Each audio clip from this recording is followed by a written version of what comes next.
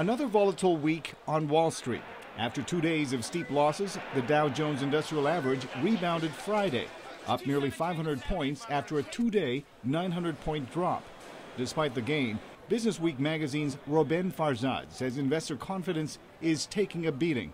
There's this siege mentality right now that I'd frankly rather stuff it under my mattress. Inflation be damned. At least I'm not going to lose all this money. European markets closed 2 to 3% lower on Friday on fears that the global recession may be deeper than many feared. But major Asian indexes rebounded after opening sharply lower in early trading.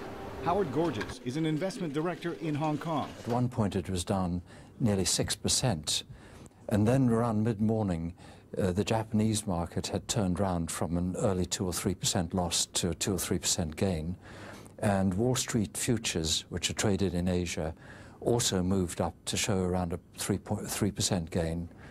And that seemed to change the mood in Hong Kong and in other Asian markets. And a rally began to develop from there. On the downside, oil prices fell to a 3-year low.